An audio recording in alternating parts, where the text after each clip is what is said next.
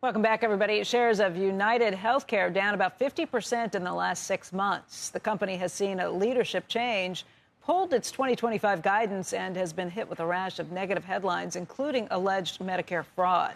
Joining us right now is Art Caplan. He is the head of the Medical Ethics Division at NYU Langone Medical Center in New York City. And Professor, thank you for being here this morning. Let's talk a little bit about this. We've all watched the troubles that UnitedHealthcare has run through over the course of the last year. The latest, though, is this series from The Guardian in the UK that alleges that they were giving payments to nursing homes to try and keep those nursing homes from sending their patients to the hospital when the need arose. What did you make of that? And how are we going to find out more about this? Where do you think it lands? Well, thanks for having me. Look, one of the key requirements of any company operating in the healthcare space is trust.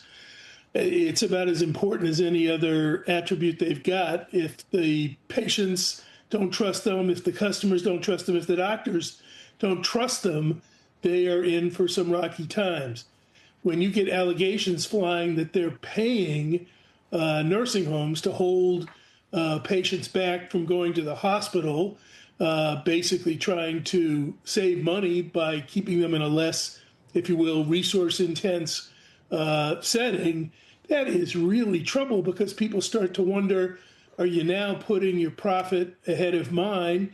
And as you pointed out, they're in rocky straits anyway, so people are nervous that they're going to get into extreme actions if they see themselves as financially vulnerable. Yeah, on these specific charges, again, the company has denied these charges. We will see how it plays out, how the investigations take place. But it seems at the heart of it that it's a problem with their incentive structures. If you are incentivizing nursing homes to either not send their patients to the hospital or to have quotas that once you meet that quota for the month, you don't send any more patients there. I mean, that seems like a pretty horrible incentive structure, and one that is inevitably going to wind you up in hot water. Yeah, if that really happened, it is a structure that is both unethical in the extreme and illegal. It would be just enormous trouble for any company involved in trying to withhold services, just watching the bottom line, that are absolutely indicated for a patient. You know, it gets back to the bigger problem they've had with denials of claims. A lot of people believe that they are aggressively denying appropriate claims. You get that complaint from doctors who are within their system.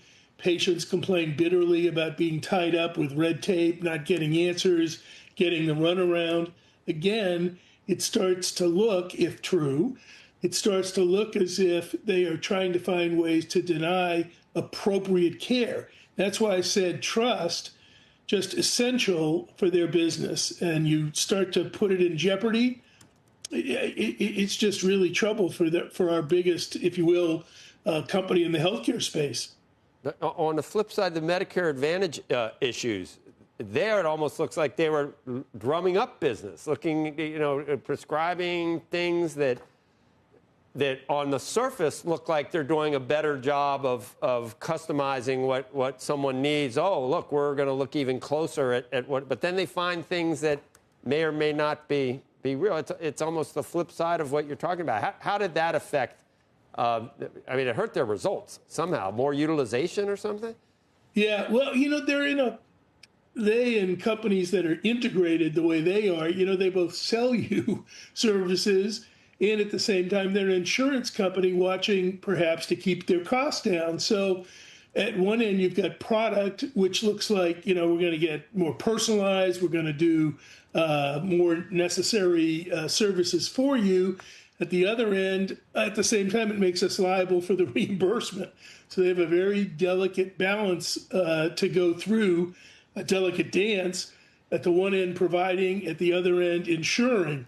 That's why some people have thought maybe it's just the wrong model at this point in time.